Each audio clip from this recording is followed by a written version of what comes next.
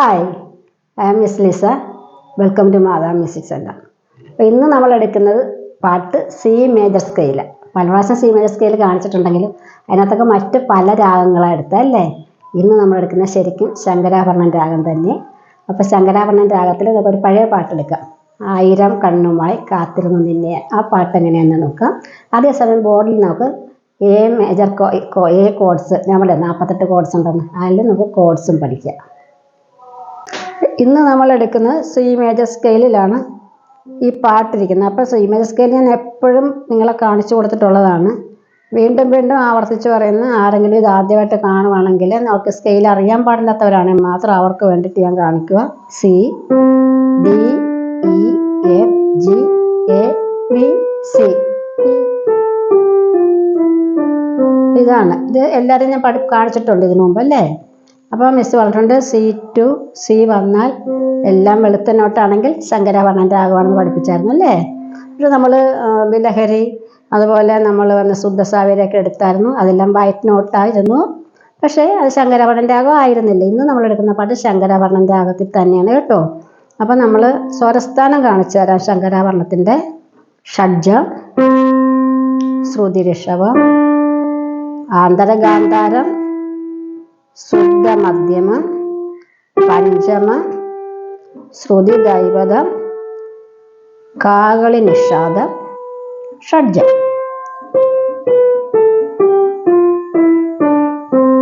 അപ്പം നമ്മൾ ഈ പാട്ട് ഇങ്ങനെ പോകുന്നത് 1000 കണ്ണുമായി. അത് പഴയ പാട്ടാണ് കേട്ടോ. എനിക്ക് ഒത്തിരി ഇഷ്ടമാണ് ആ പാട്ട്. ഞാൻ നിങ്ങളെ പഠിപ്പിച്ചത് എങ്ങനെയായിരിക്കും. ഇങ്ങനെടുക്കുമ്പോൾ ഇതിൽ സംഗതികളുണ്ട്. ഈ വെളുത്ത നോട്ടിലിരിക്കുന്ന സംഗതികളുണ്ട്. പക്ഷെ ഞാൻ ആ സംഗതികളൊന്നും എടുക്കുന്നില്ല. പ്ലെയിനായിട്ട് നിങ്ങളെ കാണിച്ചു തരാം. കാരണം നിങ്ങൾക്ക് അത് പിടിക്കാൻ ബിഗിനേഴ്സിന് ഇച്ചിരി പ്രയാസമായിരിക്കും. അതുകൊണ്ട് ഈ സംഗതി വെച്ചാൽ എടുത്ത് ഒത്തിരി മറിക്കാനില്ല. പക്ഷേ എങ്കിലും അത് ഇങ്ങനെ 1000 ഇങ്ങനെയൊക്കെ വരുമ്പോൾ കുറച്ച് ഇത് വരും കേട്ടോ. അപ്പോൾ അത് ഞാൻ പ്ലെയിനായിട്ട് നിങ്ങളെ കാണിച്ചു തരുന്നുണ്ട്.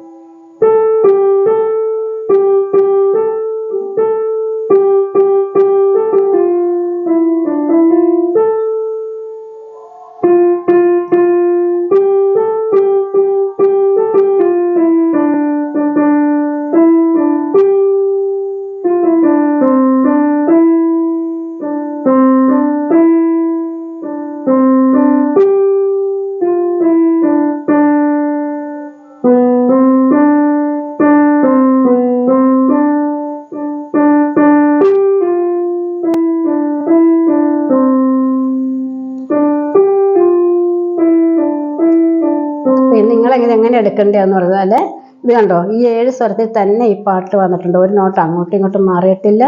വളരെ ലളിതമായി തന്നെ നമുക്ക് വായിക്കാൻ കേൾക്കാൻ എന്ത് മനോഹരമായി പാട്ട്. അപ്പം നമ്മൾ ഇങ്ങനെ നിങ്ങൾ എടുക്കുമ്പോൾ എങ്ങനെ എടുക്കുന്നത് എന്താ, ഇത് ജസ്റ്റ് ടച്ച്.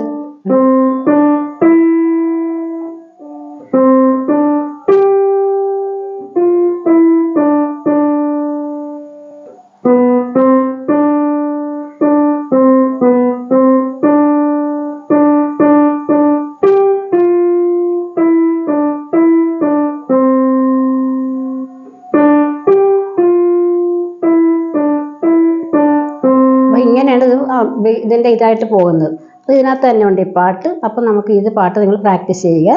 അതേസമയം ബോർഡിൽ നമ്മൾ എ കോഡ്സിൻ്റെ എല്ലാം ഓർഡറായിട്ട് പഠിപ്പിച്ചുകൊണ്ടിരിക്കുക. നമുക്ക് അത് ബോർഡിലേക്ക് നോക്കാം.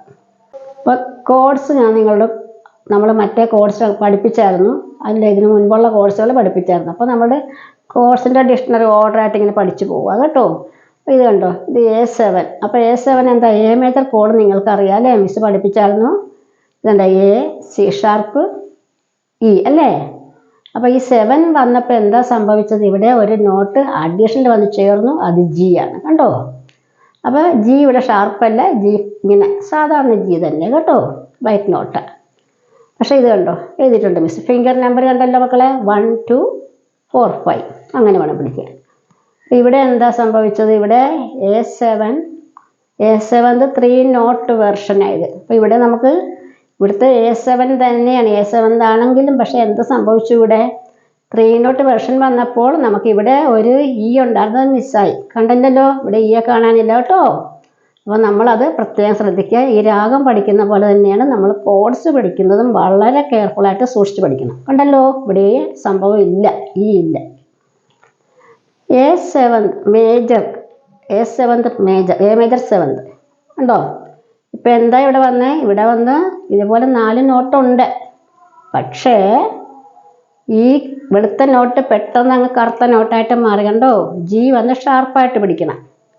അപ്പോൾ എ മേജർ 7 എന്ന് കണ്ടാൽ C sharp, G sharp, A, C sharp, E. A7 മാത്രമാണ് നിങ്ങൾ കാണുന്നതെങ്കിൽ ഇവിടെ ഷാർപ്പ് പിടിക്കരുത്. എ മൈനർ 7 കണ്ടാൽ എന്ത് ചെയ്യണം? ഇത് കണ്ടോ, ഇവിടെ 4 നോട്ടുണ്ട്, പക്ഷേ ഒന്നും ഷാർപ്പില്ല കേട്ടോ. അപ്പോൾ ഇത് പ്രത്യേകം ശ്രദ്ധയോടുകൂടി പഠിക്കണം. A7 മൈനറിന് ഷാർപ്പില്ല, 4 നോട്ടേ പിടിക്കണം. ഫിംഗർ നമ്പർ അതുപോലെ തന്നെ ഓർഡർ ആയിരിക്കണം. ഇതിന് 3 നോട്ട് വെർഷൻ വരുമ്പോൾ ഇവിടെ സി ഷാർപ്പേ പിടിക്കണം, ഇയിൽ പിടിക്കരുത്. ഇവിടെ A7 ആണെങ്കിൽ ജിയെ പിടിക്കണം, പക്ഷെ ഷാർപ്പിൽ പിടിക്കരുത്. മേജർ 7 വന്നാൽ പിടിക്കണം. കണ്ടോ? വളരെ ശ്രദ്ധയോട് പഠിക്കുക, എഴുതി വെക്കുക കേട്ടോ. എന്തെങ്കിലും ഡൗട്ടുള്ളവർ മിസ്സിനെ വിളിക്കുക. അപ്പം മിസ്സ് ബോർഡിൽ എഴുതിയത് എല്ലാവരും എഴുതി പഠിക്കണം കേട്ടോ. ഒരു മ്യൂസിഷ്യനായിട്ട് മാറുമ്പോൾ കോഴ്സ് വളരെ ഇമ്പോർട്ടൻ്റ് ആണ്. അത് പ്രത്യേകിച്ച് അവർക്ക് കാണിച്ചിരിക്കുന്ന പോലെ പ്രാക്ടീസ് ചെയ്യുക. പിന്നെ ഈ പാട്ട് നിങ്ങൾ പ്രാക്ടീസ് ചെയ്യുക. നമുക്കിനി അടുത്ത ക്ലാസ്സിന് വേറൊരു പാട്ടും വേറൊരു രാഗവും ഒക്കെ ആയിട്ട് നമുക്ക് കാണാം. അപ്പോൾ എന്തൊക്കെ ചെയ്യണം? ഷെയർ ചെയ്യുക, ലൈക്ക് ചെയ്യുക, കമൻറ്റ് ചെയ്യുക, സബ്സ്ക്രൈബ് ചെയ്യുക. അടുത്ത ക്ലാസ്സിന് കാണും വരെ ബൈ.